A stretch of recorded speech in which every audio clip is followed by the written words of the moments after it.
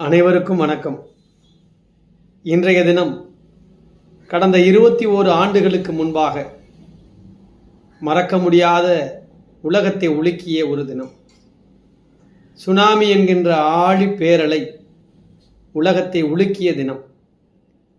அமைதியான கடற்கரை காற்று வாங்க சென்றோரும், கடற்கரையின் வழியாகவே நடந்து சென்றோரும், என்ன நடக்குமோ எப்பொழுது நடக்குமோ என்கின்ற அந்த எச்சரிக்கையோடே கடலில் பயணம் செய்து கடல்வாழ் உயிரினங்களின் மூலமாக வாழ்ந்து கொண்டிருக்கிற மீனவரும், கடலோரங்களில் குடிசைகளிலே வாழ்ந்து கொண்டிருக்கிற ஏழை சமுதாய மக்களும், கண்காட்சி சாலைகளாக இருக்கிற சுற்றுலா தலங்களிலே கடலோரங்களில் வியாபாரம் செய்து கொண்டிருந்த ஏழை வியாபாரிகளும் சற்றும் எதிர்பாராத கணத்தில் சுனாமி என்கின்ற ஆழி பேரலையால் ஆட்கொண்ட தினம் இன்றைய தினம். உலகம் உலுங்கி போனது, உலகம் உலுக்கப்பட்டது, உலகம் பயந்து போனது. இதுதான் இயற்கையினுடைய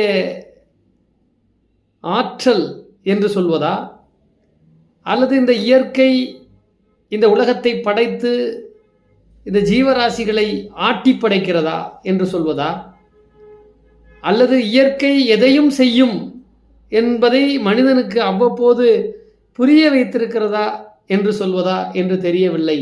ஆனால் என்னை பொறுத்த மட்டில் ஒரு கருத்து, அது இயற்கையோ இறைவனோ படைத்து விட்ட பிறகு அவனை எந்த நேரத்தில் வஞ்சிப்பது என்று தெரியாமல் ஒரு வஞ்சக எண்ணத்தோடு தான் இந்த இயற்கை இருக்கிறது என்பதைத்தான் மனிதன் புரிந்து கொள்ள வேண்டும். இதில் இயற்கையிலிருந்து பெறக்கூடிய செல்வங்கள் ஏராளம், இயற்கையை தாண்டி பெற்ற செல்வங்கள் ஏராளம். இயற்கையையே தன்னுடைய ஆளுகைக்கு கொண்டு செல்ல வேண்டும் என்கின்ற எண்ணம் கொண்ட மனிதரும் ஏராளம். இயற்கையினால் விளைந்த செல்வங்கள் மட்டுமே என்னை சுற்றி இருந்தால் போதும், நான் வாழ்ந்து விடுவேன், அதுதான் வாழ்க்கை என்று கனமும் ஆசையிலே மூழ்கி போன மனிதனும் ஏராளம். ஆனால் சுனாமியும் கொரோனாக்களும் வாழ்நாளில் ஆண்டுதோறும் மாதந்தோறும் ஏதோ ஒரு உலகின் ஒரு மூலையில் வந்து கொண்டுதான் செல்கின்றன. ஆனால் மானிடனின் குணம்தான் மானிடனாக இருக்க மறுக்கிறது. இதுதான் பிரச்சனை. மானிடனின் குணம் மானிடனாக இருந்து விட்டால் சுனாமிகளும் கொரோனாக்களும் மனிதனை நெருங்க முடியாது என்பதுதான் நீதியாக இருக்க முடியும், உலகத்தின் நீதியாக. ஆக அந்த உலகத்தின் நீதியான மனிதனாக இருப்பதற்கான முயற்சியை செய்கிற பொழுது கொரோனாவும் சுனாமியும் மனித வாழ்க்கையை